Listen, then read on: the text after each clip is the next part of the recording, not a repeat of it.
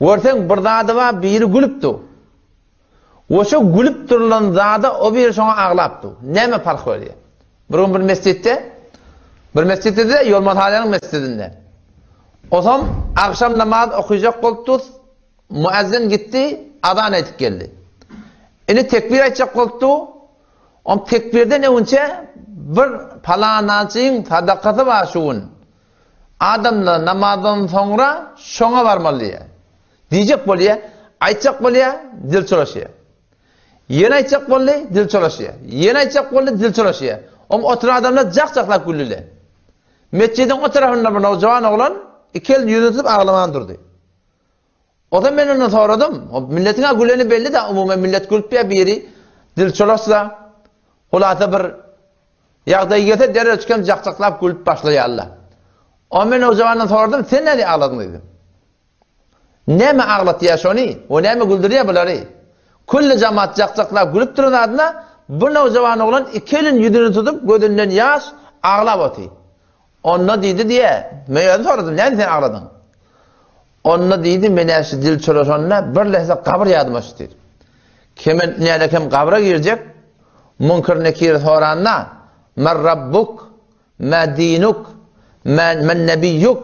diýenne şonne men dilim çuraşyp jogap berip bilmän dursam, şonne men ýagdaýym näme bolar?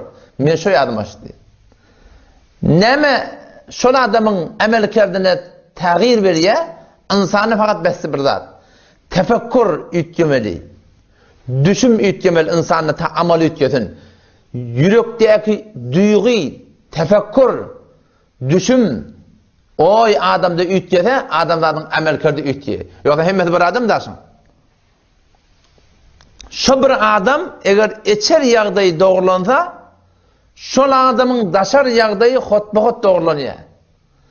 Eger bir adam daşar ýagdaýynda bi-edebi bolsa, bed-ahlaky bolsa, bi-namazy bolsa, bed-hijabi bolsa, bi-hijabi bolsa, sen şunu bil, keşoň eçer ýagdaýy dogurdy.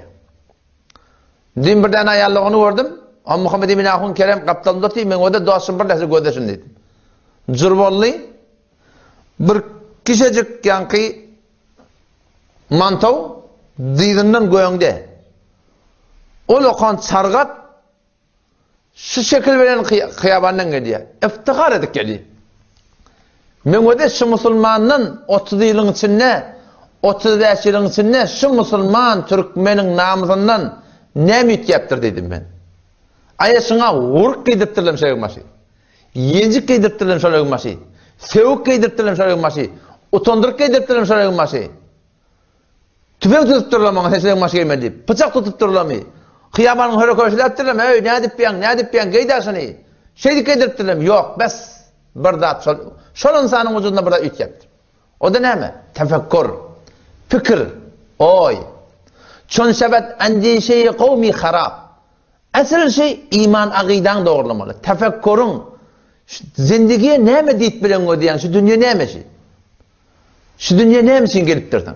Çon sebet endişeyi kavmi harap, gayri halis gerdet bedeste simena. Mireden der sineş kalbe selim. Der negah o kej ayet mustaqim. Doğra eğir diýen. Hey, näçme sakal goýup? Eneň öllemi? Ataň öllemi? Ýok. Näme goýdun? Peýgamber sünneti goýdum. Hen senin iýirdir. Näde biýen ýaşbaşyňa?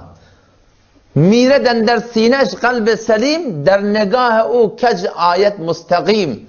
Doğru ha, sen laňyl dogry edip bilmeýän. Allah kuvvet berdi. Doğru atdyk ya dogry. Näme etýärdir? Fikir etýärdir. Pes nuhussim bayeteş tatyir fikir. Önce tefekkür doğrulamalı. Bilinişi doğrulamalı. Negerişi doğrulamalı. Şu cihan binini doğrulamalı. Şu dünya nämişin gittirdi.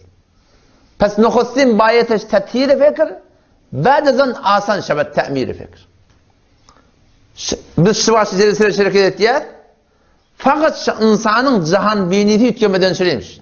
Sen negerişin jamaýan gabalyna, zindigiň gabalyna, zawjelyň hakynda 24 saat ýaşap, men şuna näme negerişiň bar? Şu negerişiňe görä adamlar amal etdi. Ne kadarla jaksaklap gülüpdi, o şolan gülüp duran adyna ol iki elini ýüzüne tutup, gözünden ýaş ağlap oti. Nit yaptır? Fikret yaptır fakat. O zaman şu bir tefekkürü ki insana fark veriyor. Şu ne mi Müslümandan? Kıyamata anam. Ölümden sonra dirilmeli ve ebedi bir yaşayış var. Tökülmek yok sonra. Şona yakin ettin mi? Allah'a men bir gün cevap vermeli.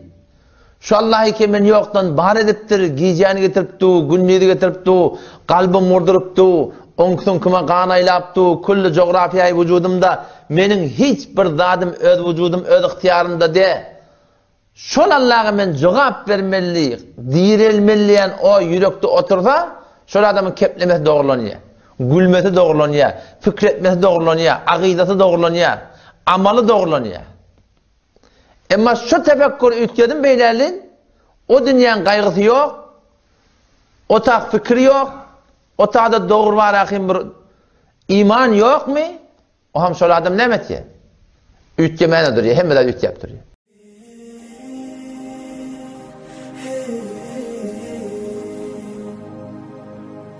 Sallallahu aleyhi ve sellem